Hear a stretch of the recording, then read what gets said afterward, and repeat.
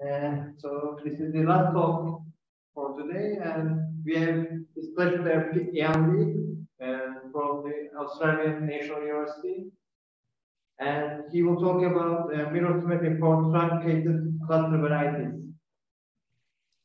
Okay. Yeah, thank you very much for the invitation to speak here. I feel like it's a privilege to speak at this conference. I think there are a lot of illustrious speakers, and I also feel like a little bit of an outsider. I'm not primarily a person who works on mirror symmetry. I work mostly in representation theory and cluster algebras. So yeah, I feel like a little bit of an outsider. But thanks for the opportunity to speak here. I also wanted to say that I wish I could be there in person. I'm joining right now from the U.S. where I'm on leave because I recently had we recently had a baby. But for that reason I haven't been able to attend very many of the talks. But it looks like a great conference, and I hope to catch up on the videos later. Okay, so I'll start the talk. So the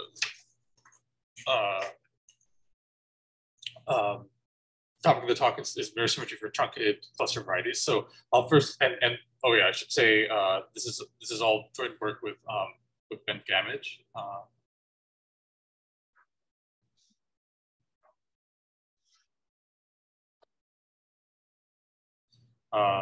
Okay, so I'll start with a little bit about cluster varieties.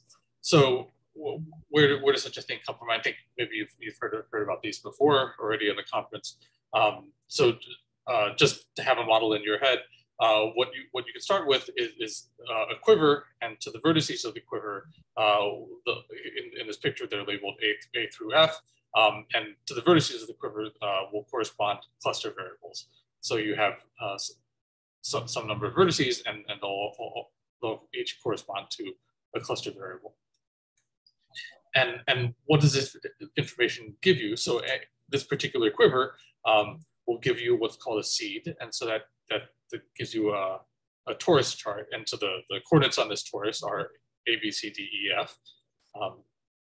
And then your cluster variety will have this torus as one of its charts.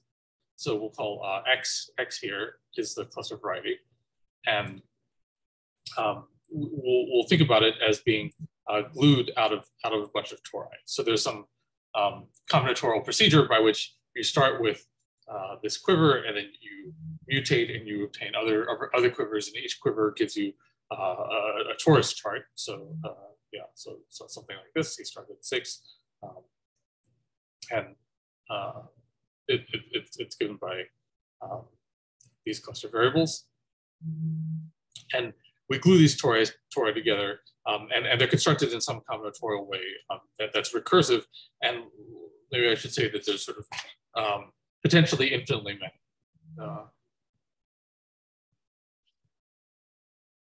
So there could be infinitely many. There could be finitely many as well. So it's maybe when you first see it, it looks like some strange procedure. So there's another way to get at cluster varieties, and that's through the Gross-Hakkinen-Kiehl construction. And so cluster varieties were invented, I guess almost 2 decades ago, but this construction is really new, and it gives an alternative definition of a cluster variety. So essentially, sort of the starting point for the Gross-Hakkinen-Kiehl construction is some toric variety, which I'll call X bar, and that'll come from some fanned sigma. So if you have a fanned sigma, that gives you a toric variety. So let me just set some of the notation here. So you'll have, as usual with toric varieties, you have 2 lattices, N, which will be the co-character lattice of a torus, and then M, which will be the character lattice. And these are dual lattices. So you start with two dual lattices, and it'll be kind of useful for us to have some kind of sort of associated groups. So given a lattice n, you can base change to R, and that will give you kind of just a real vector space, and that real vector space is where the fan will live, the fan sigma. You can also take that vector space and quotient by the lattice, and that'll give kind of n base change to S1, and yeah, so that's just the vector space quotient by the lattice. That's a torus of some dimension, just a topological torus of some dimension. And you can also look at the associated complex torus to n. So tensor equals C star, and a kind of invariant way to view it, which kind of will be useful from the point of view of symplectic geometry, is as T star of this vector space modulo the lattice. So you take, okay, yeah, so you take T star of a vector space mod out by the lattice, and that's isomorphic to this complex torus. And this complex torus will has its algebraic co-characters at n. Okay, so that's just some notation, and then you have a fan. So you have a vector space, and then you have a fan inside that vector space, and that allows you to build a toric variety. And what do I do with that? Well, I have the toric variety, and then I have its the toric boundary. And that pair forms the affine Calabi-Yau. And it's, so far this is not such an interesting affine Calabi-Yau. The open part is just a torus. So if you remove the divisor D, you just get a torus. It's a toric variety. If you remove the toric divisors, you get a torus. And where something interesting happens is you choose some codimension 2 subvarieties, HI, in each of the boundary divisors. So for each boundary divisor, I'll choose some divide, sort of a divisor within the divisor. So some codimension 2 subvariety. So let me draw a little picture here. So if you have,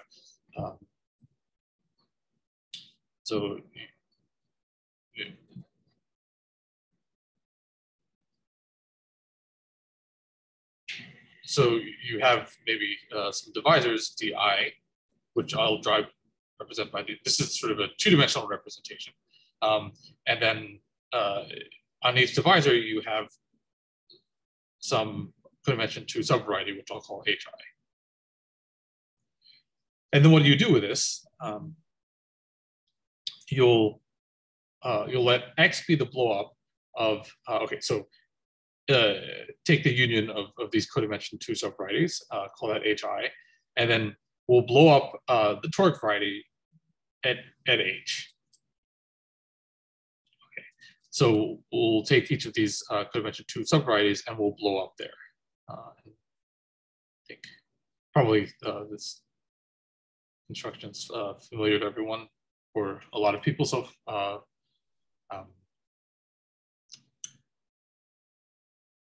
okay, and then what do we do? We'll take the original divisor and let D be its strict transform, and then it turns out that the pair XD, if you, I mean, maybe you have to choose H appropriately, but for cluster varieties, it's a sort of the D's D and like the toric variety itself, and the H's are given by some prescription.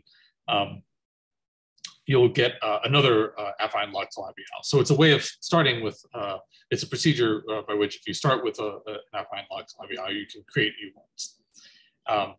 And so so an important thing to note is that XD sort of the construction I've just described, it doesn't give you the cluster variety on the nose. It only gives it up. It gives it to you up to codimension 2.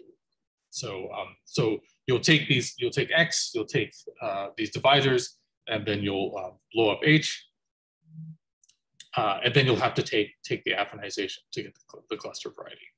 And so, I mean, it does give you sort of the correct answer on the nose, sort of in this picture that I showed you here. If you're just in dimension 2 and the h's are just points in divisors, it gives you the right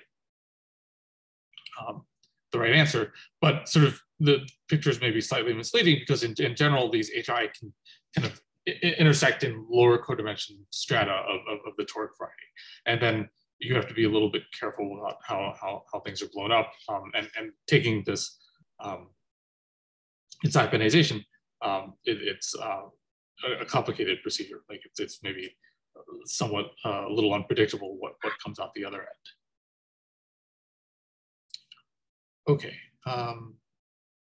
So I'm confused about why this is affine. Are you making? Right. Yeah, no, right. Sure. Yeah, thanks. Yeah, I guess it's. I think it's not always affine. But if you use this procedure to sort of construct, okay, it's even the cluster variety. Okay, so you're right. So it's not always affine. Right. So sorry, just kind of in.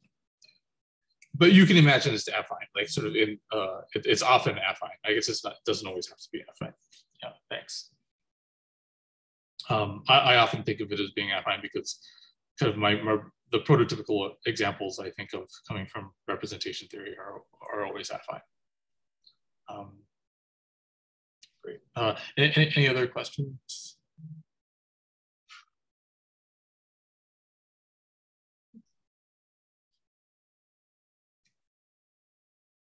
Okay. Okay, so this leads to a definition. So, right. So this will be well. Okay, the picture is.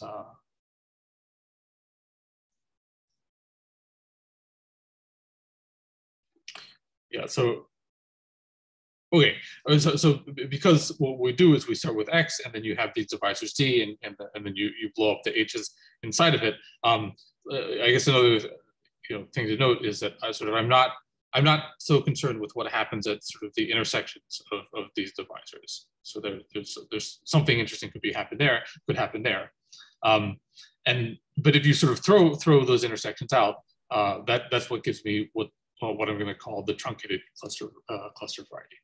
So here you start with a fan, but you only include the 0 and 1-dimensional faces. So as an example, like if you took here's sort of A2 minus 0. So if you take just the point and the point, and then these two rays here. So the point corresponds to a stratum, which is C star squared, and then each of the rays gives you a C star. And sort of, if you wanted the full A2, you would have to also include a point coming from this 2-dimensional stratum. But what we're going to do is we're going to sort of remove that point. And so A2 minus 0 is still it's a toric variety, but it's sort of the toric variety corresponds to a fan with only 0 and 1-dimensional faces. So and sort of more generally, you could have sort of AN removing sort of the codimension 2 stuff. And then that would come from taking C star to the N and just gluing on C star to the N minus 1 within each sort of coordinate hyperplane. So those are 2 examples. And what we can do is take this pair where X is the toric variety with the codimension 2 parts removed, and D is just the codimension 1 divisors. And we'll take the H's to be very specific subvarieties. So we'll take a character Xi on Di, and then we'll take where the subtorus. So each of the Di are going to be tori, because and then we'll take the subtorus where x of I is equal to -1. So we'll choose some characters, and then the HI will be defined by these characters. And then if I use construction above, so again, sort of taking x to be the blow up of x at h, sorry. And here this is sort of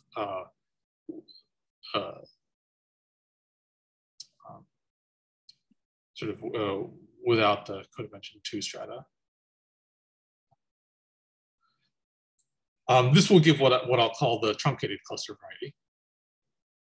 So this pair here, XD, will give what I'll call the truncated cluster variety. And maybe it's maybe worth saying a couple of things. So from the point of view of torus charts, it's sort of glued from a seed plus neighboring seeds. So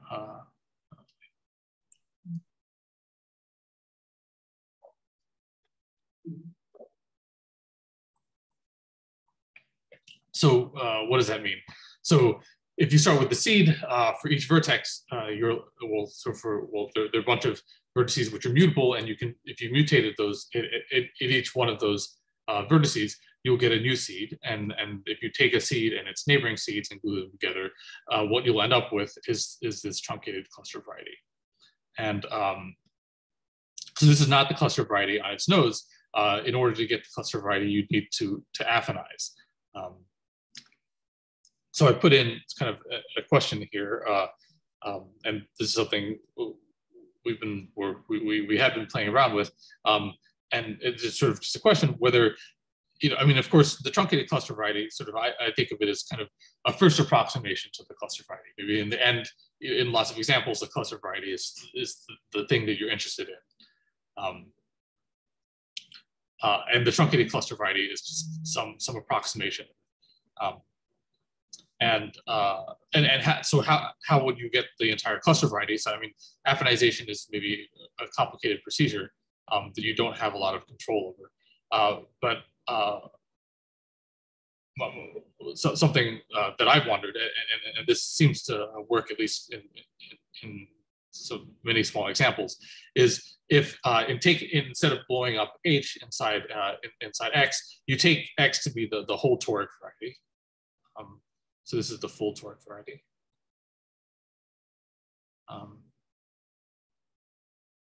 But what you do is you blow up one H at a time. So first, if you blow up H1 and then remove the strict transform of the first divisor, that gives you something that, and then you might look at the second H, and then well, H was sort of living inside H2 was living inside D2,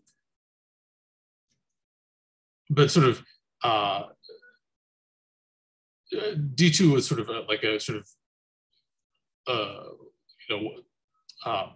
sort of a codimension 1 strata, but with the codimension 2 kind of the deeper stuff removed. And if you look at H2, its closure within in this new thing, and then blow up that, and then sort of iterate this process.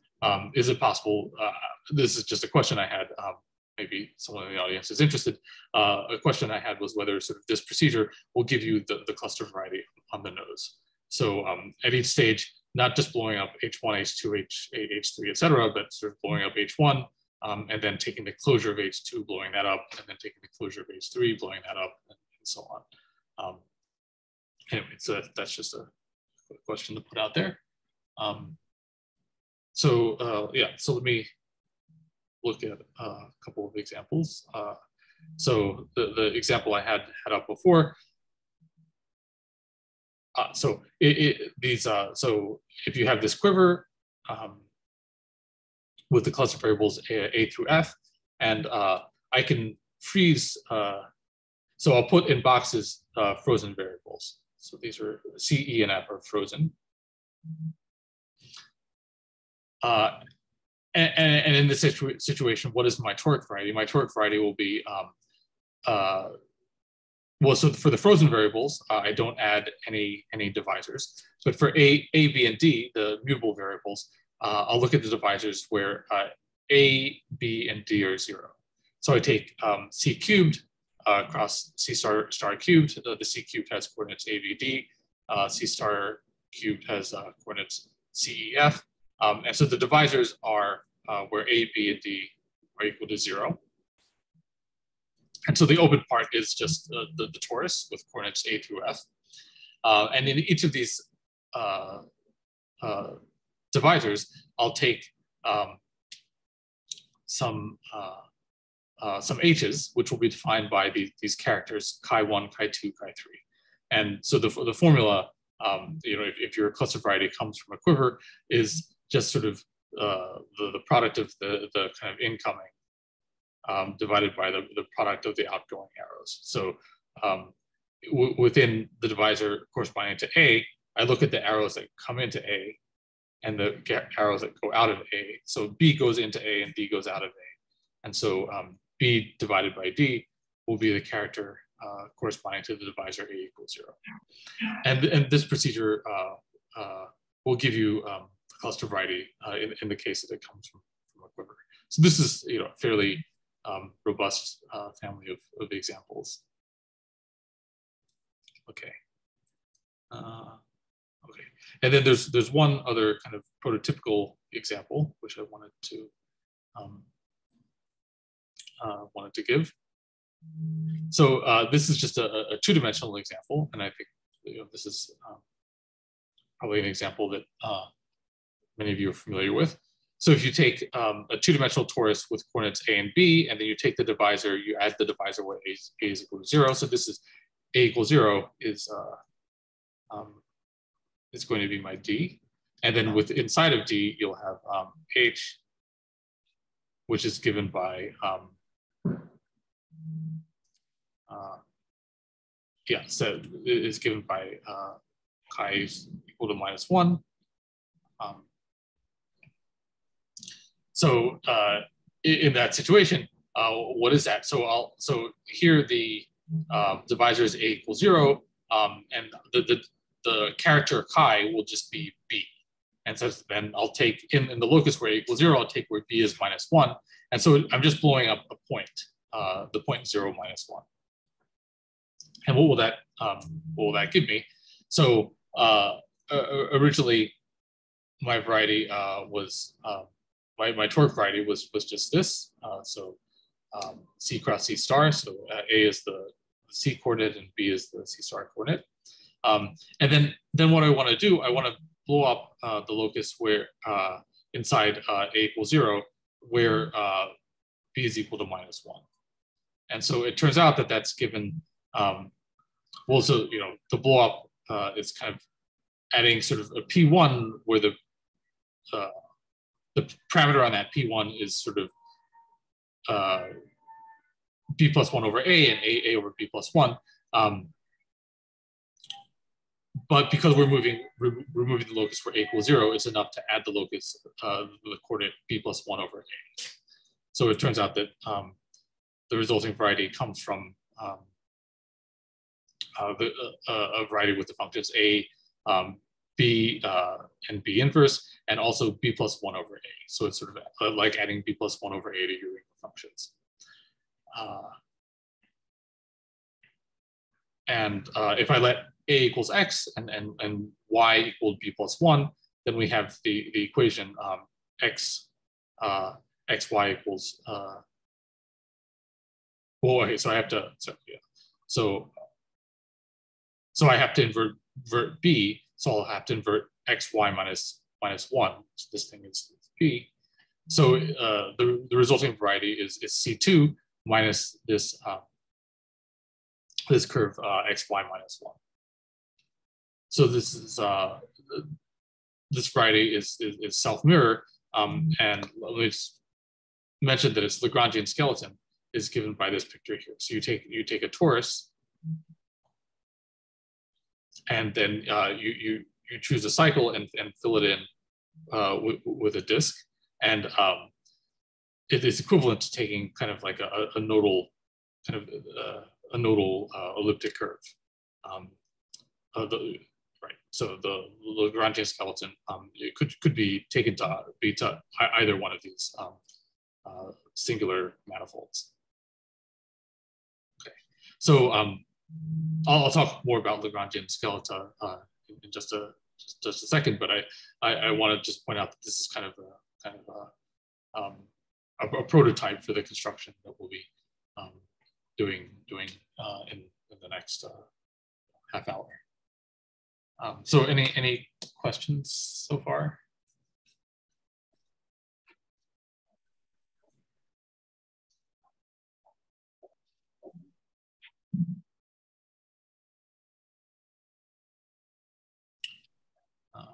Okay, so now I'll talk about the kind of okay. So what is the goal of the talk? Our goal is to with these truncated cluster varieties, let me call this U. I want to construct a mirror, so some symplectic, like a Weinstein manifold, or a Weinstein domain. Such that U and U check are a mirror.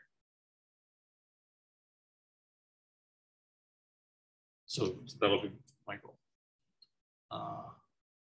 So the next thing I'll discuss is the kind of the symplectic geometry that goes into the construction of U check. Okay, so to do that, and I think probably you've had some talks about this already, but I'll just start by reviewing what a Liouville domain is. So it consists of a triple, X, which is going to be a symplectic manifold, omega,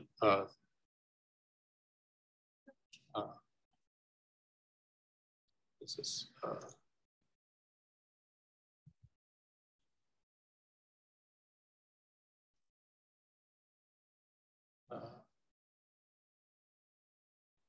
and okay, so we have X symplectic manifold, and then we have the symplectic form, and we'll have a one form such that lambda, such that d lambda gives you the symplectic form.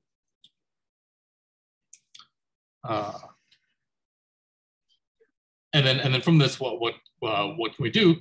So when you have any one form using the symplectic form, you can obtain a vector field just by kind of dualizing, and that will give you a vector field, and then we'll require that this vector field is transverse to the boundary of X. So X is a manifold with boundary, and this vector field coming from the one form lambda should be transverse to the boundary. So such a triple will be a Liouville domain, and then we have to put some further conditions on here to make sure the situation is tame. So we'll add the Weinstein condition, which is that there exists a Moore spot function f, some function f on X, such that V is gradient-like for f. So that means sort of like V is kind of is parallel to the gradient of f.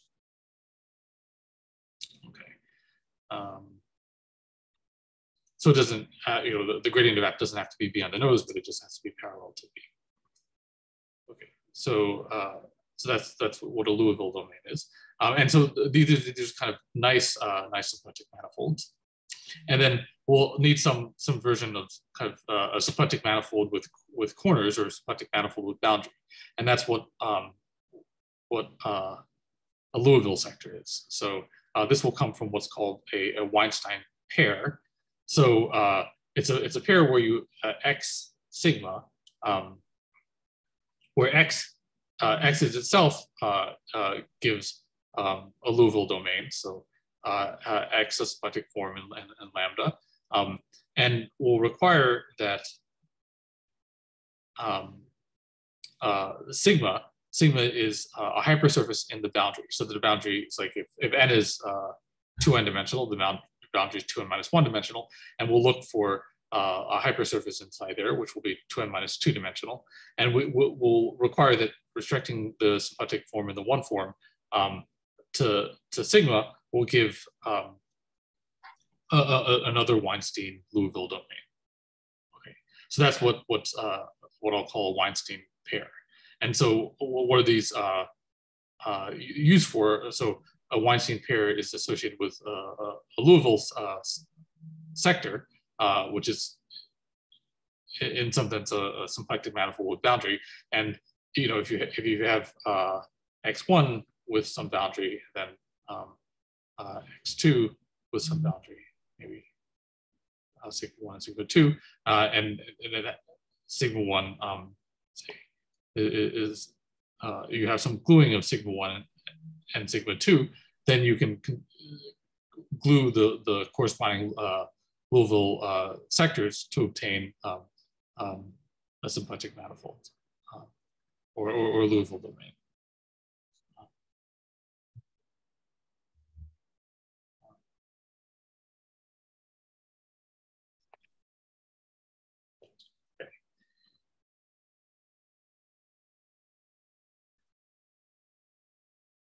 Okay, so then, so then now I need to define what a Lagrangian skeleton is. So what is a Lagrangian skeleton? So if X is a Weinstein manifold, or what would I call it before?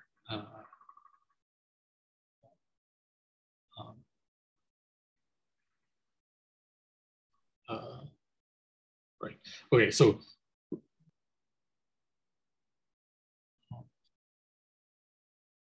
yeah. Sorry. If X is like a Weinstein-Liouville domain, L inside there will be its Lagrangian skeleton if it's given by in the following way. So L will be the limit points of a flow for the vector field V. So remember, V is the 1 form. So this vector field V gives you a flow on X, and the kind of limiting points of the flow will be Lagrangian will be Lagrangian skeleton L.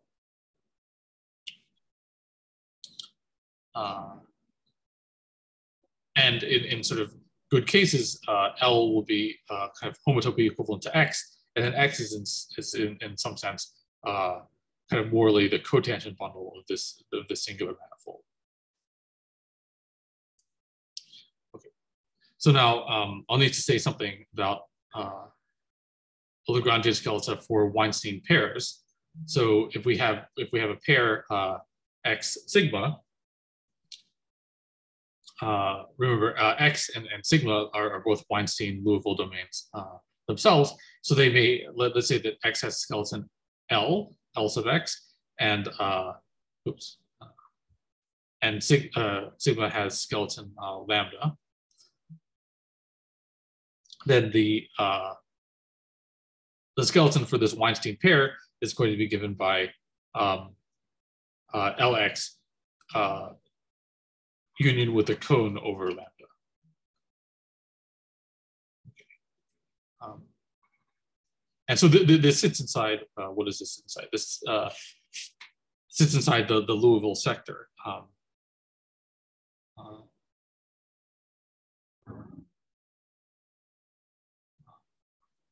For this Weinstein pair. Okay. So that's a construction. Okay, yeah. And so kind of an example is if so X, let's say that X is the cotangent bundle of some manifold, and we take inside the cosphere bundle, we can take a hypersurface sigma.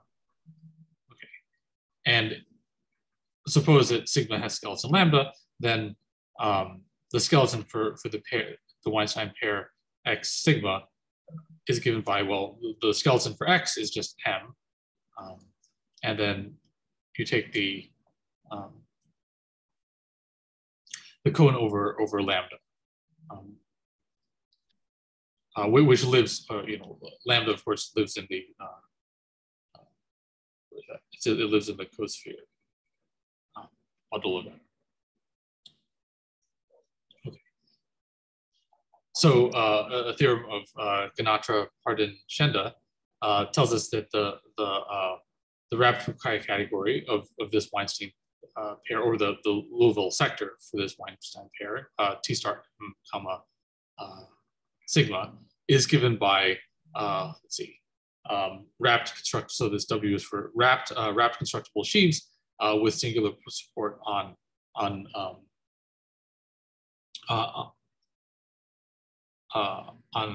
lambda. So sheaves on constructible sheaves on M with singular support in lambda. Okay. So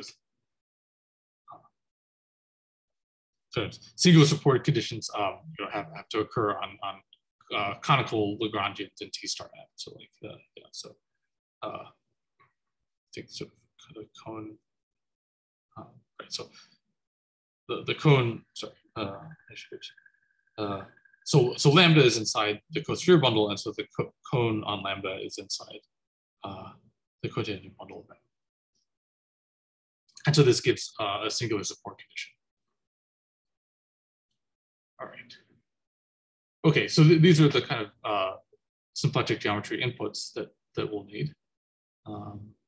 Okay, and then so the next thing will be to understand. Okay, so the plan now is to sort of understand mirrors to toric varieties, and then use that to understand mirrors to truncated cluster varieties. So this kind of construction of the mirror is due to Bondal, Fang Liu, Truman, Zaslow, and Kuwagaki. So suppose you have a toric variety given by a fan sigma inside of N. What we can do, so you have to have the toric variety X sigma, and how do we construct the mirror to X sigma? So X sigma, its mirror is given by this torus M C star. So remember, sort of M was some lattice.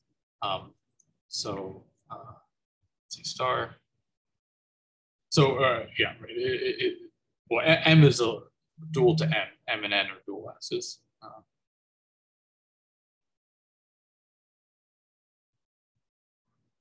And MC star is base change to C star of the lattice. So this is just a complex torus, but with some potential W. So this is kind of the proposed mirror to the toric variety, and W sort of has to have Newton polytope, kind of the convex hull of the rays of the fan. Okay, but it doesn't matter so much sort of how this W is constructed, but the point is that X, the toric variety X, is mirror to a Landau-Ginzburg model where you have a torus with a superpotential W.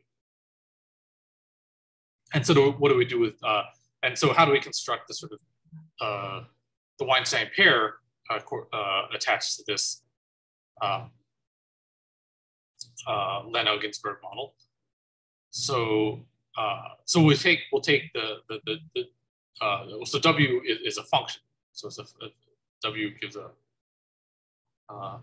function from this torus to the complex numbers. And what you want to do is you want to look at the general fiber. So let's say that W inverse of 1 is a general fiber, and you can view that as sort of like by it's the right way to say it. Like sometimes, like the general fiber can be sort of transported to to infinity and viewed as living inside the boundary of M. And this general fiber, this pair, given by the torus and this general fiber of W inside the boundary of M will give the Weinstein pair associated to this Landau-Ginzburg model. And so this Weinstein pair will have an associated Liouville domain and X or Liouville sector, and X will be so this thing here is has an associated Liouville sector, and this is the thing that will be mirrored. So here, the sector is going to be given by kind of a very simple formula. So what you'll do is you'll take okay. So let's sort of first analyze. So where is this L living inside? It lives inside of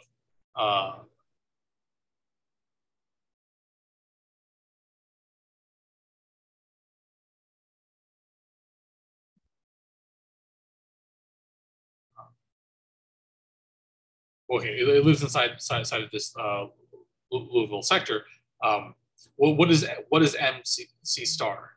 So this complex torus, you can view it as a cotangent bundle to MS1, and then it has a description as well. Here's MS1, and then the cotangent fibers are given by N, the dual vector space. To MR. NR is dual vector space to MR. So the cotangent fiber is given this expression. And inside here, the fan lives inside here. So we have inside here, we have the fan. And then you have each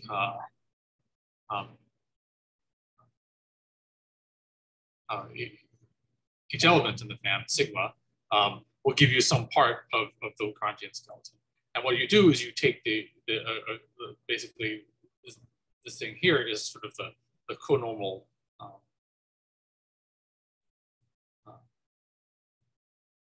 okay. Yeah, so it's so you take, if you have sigma inside the fan, you take the orthogonal space and then project that into this this torus here. So this is a torus. This is a topological torus, not a complex torus, a compact topological torus. So inside this torus will live these subtori. So they're the projections of the perpendicular subspace sigma. And the conormals to these, the fan gives you sort of a way to choose appropriate conormals. The conormals to these, the union of those will give the Lagrangian skeleton for this Liouville sector. Which in turn will be mirrored to X. So maybe I should say here, from this, what we have is then that coherent sheaves on this toric variety will be given by rapid constructible sheaves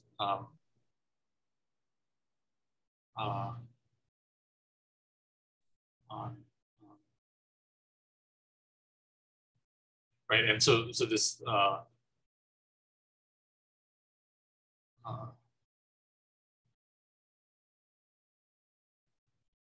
okay. Well, okay, so and sort of lambda is the sort of I mean inside of here, like sort of MS1 is given by let me say like MS1 is sort of the if you take 0 inside the fan, take its orthogonal subspace and then project that to the torus. This is the entire compact torus, and then all the other parts give you kind of conical Lagrangians, and then those conical Lagrangians give you the lambda, which gives you the singular support condition. Okay. Okay, so let me go to the now the construction of the mirror. Okay, so yeah, now we have everything we need in order to construct the mirror to a truncated truncated cluster variety. So a truncated cluster variety is given by you know, a toric variety coming from just the zero and the fan consists of only 0 and 1 dimensional pieces, and then we blow up some H inside the divisors D, and that'll give me something I'll call U. Okay, so we know the mirror to the toric variety. How do we get that? Well, what is our fan? So our fan is given by just the origin and then a bunch of rays, and these rays will have generators psi 1 through psi r, say, and right inside of n. Sorry, I should say n r. Well, I guess they're inside n. They're also inside n, itself. So you have psi 1 through psi r. Those give you the are generators for the rays. And then so to build the Lagrangian skeleton, what do I have to do? Well, I have the compact torus MR mod M, and then we have to add some the codomals of some subtori. So for each generator psi I inside this T to the n, which is MS1, inside of T to the n, I have some codimension one tori, and these codimension 1 tori are going to be dual to SI. Sorry, to psi I. SI is a codimension 1 torus, which is dual to psi I. And so the Lagrangian skeleton, by the previous construction of mirrors to toric varieties, has Lagrangian skeleton, the torus union conormals to these subtori SI. So that's I drew like a picture of this. So suppose this is kind of a 2-dimensional picture. You have your torus T2, and then you add some cylinders. These are these circles are the SI, and then you add conormals to those circles. So that's kind of a picture of the skeleton of a toric variety consisting of just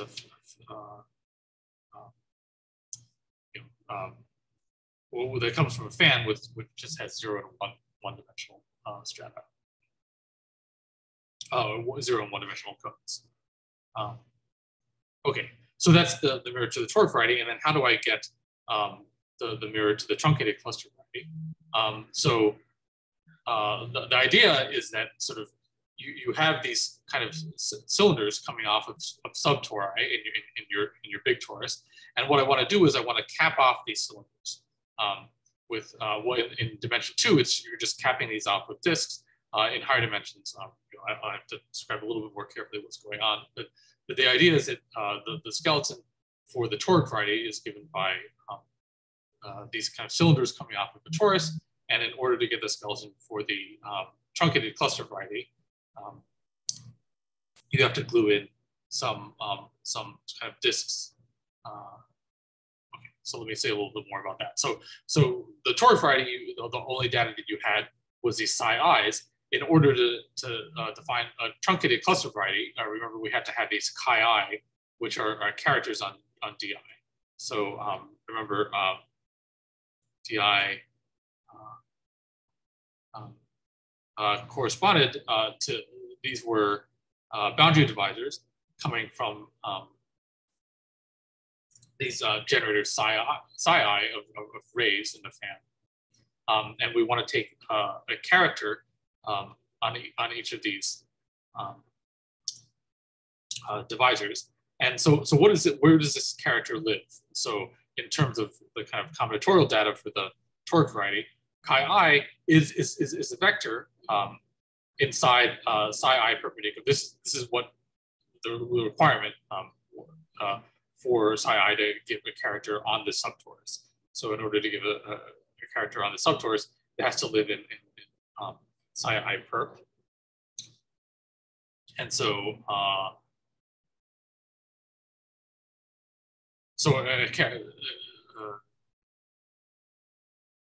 right, psi I is chi I is a character on di, and let's see. So di is a torus. It's like a so di is naturally a quotient torus. It is sort of naturally a quotient of n.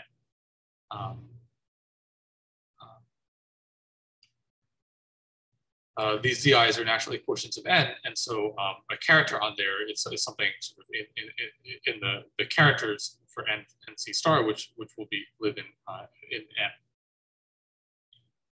And so kind of dually, these characters chi I can be viewed as a character, as a co-character, like chi I is a character on the di, but it's a co-character for this torus tvn, and because chi I lies inside psi I perp, this S1, the chi I will give just a circle, a canonical circle inside these S of I's.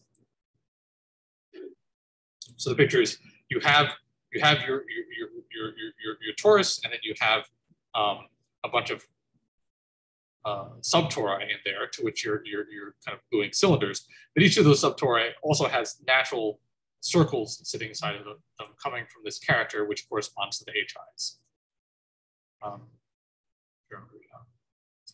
The HI is where II is equal to this one. So these are the things that you need to blow up. So we have natural circles in here, and this gives you a way of writing. There's natural isomorphism from SI.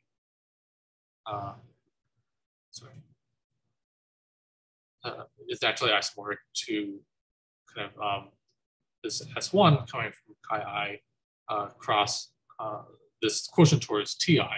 And then what we'll do is we'll cap off kind of in the chi direction. So this circle is the direction in which we cap off. So we'll glue a disk times this this quotient torus. So there's each of these codimension 2 subvarieties. HI naturally corresponds to a character's chi I, and those will correspond to circles within the base of the Lagrangian skeleton. So we'll have natural circles living inside inside SI, which is inside TN.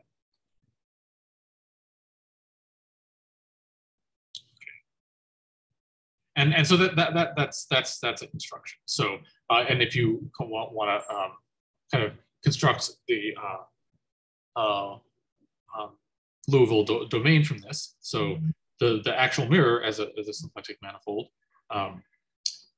comes from gluing two Liouville sectors. So the first one is given by the Liouville sector coming from the Landau-Ginzburg model for the toric variety, and then we have to glue in these kind of disks, these disk attachments. Okay, so that's the construction. Okay.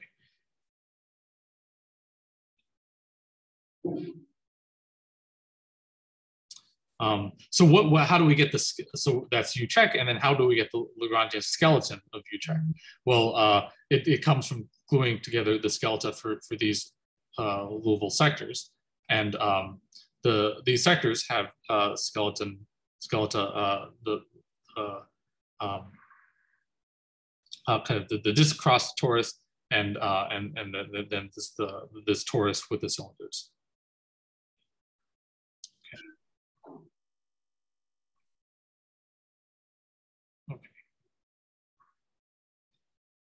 Okay, and so then what do we want to do? We want have the mirror symmetry statement, which says some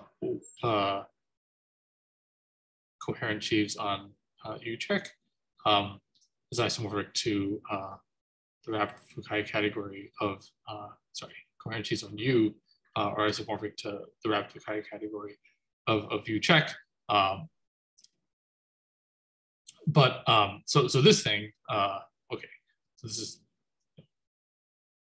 so what can we do? Well, in order to prove a statement in this form, so I guess this is the main theorem. Well, it turns out, you have to use some machinery of how the Fukaya category is glued together from like if you have a Liouville domain that's glued out of Liouville sectors, how do you compute the Rabb-Fukaya category of the gluing of those sectors to give a Liouville domain? So so let me just kind of give a bit of a sketch of how one proves this this statement. So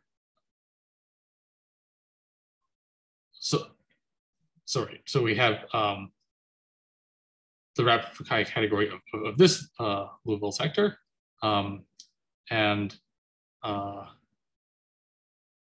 the Rabb-Fukaya category of this Liouville sector here, and then so the intersection is sort of this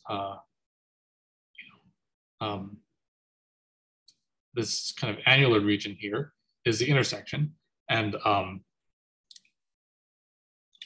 this will correspond to the Rabb-Fukaya category of this thing here. So the sort of the skeleton is glued out of. So these are kind of, let's see, yeah. So what are they glued along? S1 I cross Ti.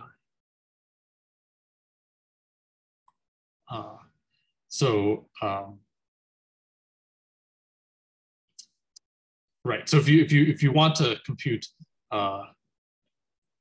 this thing here, it comes via the colimit of this diagram, and okay, and then sort of on the mirror side, what do you want to look at? So the corresponding, if you match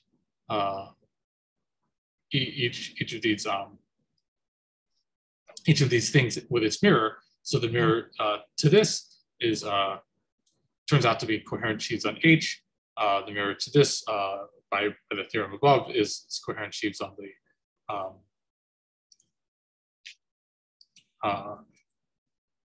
the toric variety, and then coherent sheaves on the divisor will correspond to this thing here. Okay, and then you do the colimit of this. If you compute it, it will give you the coherent sheaves on the truncated cluster variety. And so this part of the computation relies on a theorem of Orlov, which computes coherent sheaves on the blow up of a variety. In terms, like, you can compute coherent sheaves on the blow up of X at H in terms of X and H individually. So okay, looks like I'm just about out of time, but it's like a question I want to leave you with is, can this construction be modified? I mean, so what this is, I mean, it's a very kind of concrete hands-on construction for the skeleton of the mirror to the truncated cluster variety, which is some approximation of the cluster variety. And the question is sort of, can we modify this construction to give the skeleton of the whole cluster variety?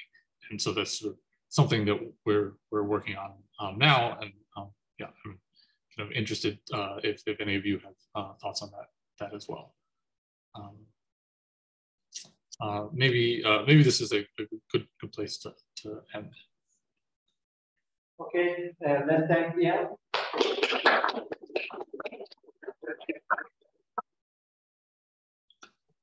Any question from the room? So how can both what you said and this older Nick-Brock, Shanda, Troyman, Williams be both correct?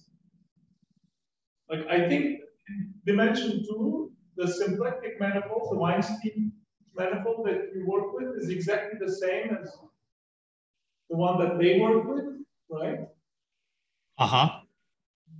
But, well, I guess they don't make a claim about this, but somehow I think, you know, I thought that, you know, they computed the mirror of that in that paper. Right.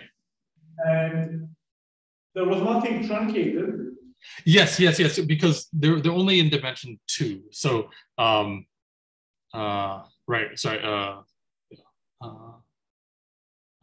They're sort of in this situation where you're blowing up points inside of the divisors, and there's kind of no interaction between these different H's. And so, let me say that if X is of dimension 2, right, so yeah, so if right, so the dimension of equals 2, truncated is equal to the whole cluster variety. Because you only remove the corners. Sorry? You only remove the corners, and that never interacts with the interior, even after blow-ups. That's yeah, right. Because the H is like right. I mean, so you do have these points where the divisors intersect, but they get removed anyway. But sort of in sort of a higher dimensional case, like these H's will intersect in those corners, and then you have to sort of worry about what happens there. Yeah. But still, generically, will they intersect generically? I feel like they won't intersect generically. They will. Yeah, they will. I mean, sort of like. And that's enough. Okay, they don't have to intersect each other. Okay, they have to just intersect the deeper stratum of the toric divisor, which they generically do. Okay, I think I understand. Yeah. Okay. Yeah, then I will ask a silly question. Yeah, this always confused me. So, in this Shanda Williams, they will give cluster structure to moduli space of micropool sheaves, right? Yes. Is it, for mirror smith, is it the same thing? Like, I mean, having the cluster structure on B side, or it's I think what you're talking about is maybe a somewhat different story. Let's see. So I think I mean it's sort of also related, but yeah, I can or ask like if there is this kind of cluster structure on your moduli space of sheaves in your scale. Sorry. Can you say that again? We have a cluster structure on the modular space of micropool sheaves on your skeleton, like in a higher dimensional skeleton. Do you have cluster structure? Oh gosh. No. Yeah. So yeah. No. That I wouldn't know I don't know anything about that question. Yeah. I mean, maybe just maybe I could say just a couple things for people who well, okay, to say like how I see the relationship with the Shanda, Truman, Williams, Zaslow is that sort of they're looking at, what do they look at? They look at, I mean, like you could take M to be a topological surface, and then you have T star of M, and then you take some Legendrian inside there, and then they look at sheaves on M with single support in lambda, and they show that the sort of rank inside of here, you have some moduli of rank 1 sheaves. And the strange thing, yeah, I mean, this is somehow, it's confusing. Like it's like a somewhat of a different story, although like a lot of the same things are involved, and maybe there is some relationship as well. But so this moduli of rank 1 sheaves itself is a cluster variety. So this is a cluster variety, which I mean, which is, you know, like it's kind of a very interesting way of constructing these cluster varieties. But I don't know. Yeah, I mean, if M is higher dimensional, I mean, I'm not sure that I have no reason to think that the thing that you'll get will be a cluster variety, and I would guess that it's not, but I really don't have any idea. It's not something I've thought of. Variety and having zero cluster variety is not related to X. No, if M is a torus, they are clearly. If the surface is a torus, they are clearly related. Well, you claim they're not related? Let's see. M is a torus, oh, maybe, yeah, okay, yes. So, yeah, it's possible. I'm not sure. I mean, like in general, this cluster variety could be, you know, it can have any kind of dimension, right? It could, M is a torus. Sorry, say that again. M is a torus. It's a two-dimensional cluster, rank 2 cluster. If M is, yeah, if M is a torus, M is two-dimensional, but the microlocal sheaves, like the moduli space of microlocal sheaves itself, sorry, what I was saying was the moduli space of microlocal sheaves itself is a cluster variety. So and this thing, it could be kind of, it could be any dimensional variety. And the dimension will depend on the Legendrian lambda and the surface M.